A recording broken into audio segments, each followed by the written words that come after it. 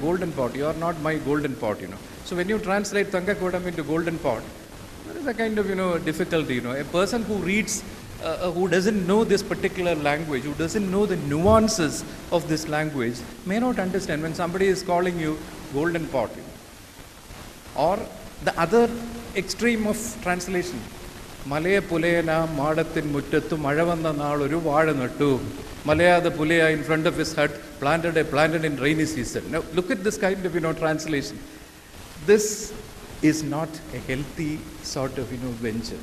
Because poetry has multiple levels. We cannot just use this golden pot and Malaya, this sort of, simple nuance, either the rhythm or the spoken word or this thing. That is not it. Poetry has multiple levels. It has many cross stitches. That is the whole point that I am coming to. Cross stitching, knitting. Gita Hiranyan has, explicitly put it in women's language. There is something called l'écriture féminine. L'écriture féminine is the French word for feminist language. Hélène Cixous and many writers in France, they have used language as a woman's language. Language has been a male-centered language. We know that language is patriarchy, in fact. When you are using language, you are being patriarchal, you are being male-centered, you are chauvinistic. But women need to develop a different language of their own. And people like Gita Hiranyan have sensitized language to... recently I was also reading some other Kannada poet, Hemalata Shetty, who has also written in a similar line about cross-stitches. So cross-stitching, bringing together the udum pavum, the warp and woof of things, like weaving, like Kabir's dohas, going in and out. So this way of, bringing things together, this is actually the cross-stitch that is necessary. We have to make this cross-stitching surface, So when, in the introductory part, I have tried to explain that it is necessary for us to look into the textures of poetry. Poetry has many textures. Like when you go to buy a sari in a shop, you are not looking at the mere color or design alone. You take the sari and you touch it and you say, oh, this texture is not good. I will look at that texture. So we need to have a texture, the feel for poetry. Hanuman is there. He has retrieved me. He has been the linchpin of retrieving me. He is Vayuputra. Shall I give him something? Hanuman says, of course, you should give him something. Give him a gift. That is our tradition. So Sita just picks up her ring. The ring which is actually the Mudra Modiram, which Hanuman had taken to Lanka. Remember that connection. And Sita gives it to Hanuman. And Hanuman, of course, is so is the epitome of diligence, epitome of devotion. He is so devoted that he falls at his feet and tries to take it from Mata Sita. Sita just gives it.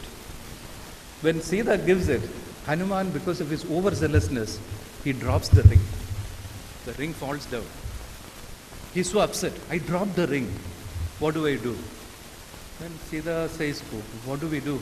We are traveling at the speed of light. I don't know how many light years it will take from Sri Lanka to come to India. But we are traveling at the speed of light.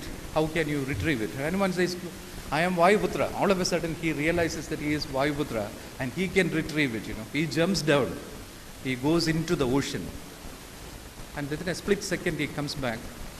We think that he has retrieved the ring. No. He comes back drenched in water and he tells Mata Sita, look, I don't know which is our ring because the ocean floor is full of rings. Sita says, that's not a problem because in my ring it is written as Ram. So you can easily identify my ring, you can go down and retrieve it. And Hanuman is the translator. He goes down, he tries to read through the text and he comes back again. All this is happening in the split second. All the rings are written as Ram. What do I do? Which is our ring? Then Sita tells him about the dimensions of experience. That is the actual point where Sita gives Hanuman an Upadesham. There are multiple dimensions. This is the kind of, Schrodinger's cat. In physics, we talk about Schrodinger's cat, which exists at the bottom of a step and at the top of a step and in all the floors of the flight of steps, This is the level of life. Multiple dimensions, we exist at the same time.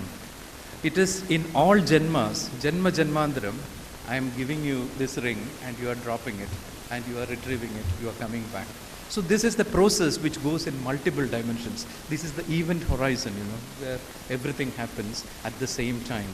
Particles can move in several dimensions, and particles may be faster than the speed of light, and particles could be just waves, not in single dots, but waves. So we exist in multiple dimensions, and through these multiple dimensions, we should be able to experience whatever we translate. The point I am trying to make is that let us be like Hanuman. I was thinking about Hanuman because let us be like Hanuman, living in multiple dimensions at the same time. Hanuman, of course, is never dead, He continues. He never is a Mrityunjaya, and he continues forever. He is still there. And let us be, let us continue to live. Let us continue to cherish the process of poetry forever through translations. Long live poetry. Thank you, Jeevan, for having taken this pains. Thank you all for being present at this function, and thank Her Highness for having released this book. I am sure that we will go miles. We have miles to go. Thank you very much. വേദിയിലിരിക്കുന്ന പ്രമുഖർ, സദസ്സിലെ പ്രമുഖർ, മുതിർന്നവർ, കൊച്ചുകുട്ടികൾ, ഇവരെല്ലാവരും ഹർത്താലായിട്ട് ഇവിടെ എത്തിച്ചേർന്നു. അപ്പോൾ നവനീത് കമ്പ്യൂട്ടേഴ്സിൻ്റെ പേരിൽ ഹൃദയം നിറഞ്ഞ നന്ദി ഇവർക്ക് എല്ലാവർക്കും രേഖപ്പെടുത്തും. പിന്നെ ഈ പുസ്തകത്തിൽ ഉൾപ്പെടുത്തിയ കവികളുടെ ബന്ധുക്കൾ ഇവിടെ എത്തിച്ചേർന്നിട്ടുണ്ട്. അപ്പോൾ അവർക്കും special thanks to them also. അപ്പം നന്ദി രേഖപ്പെടുന്നു. കഴിഞ്ഞു. നന്ദി.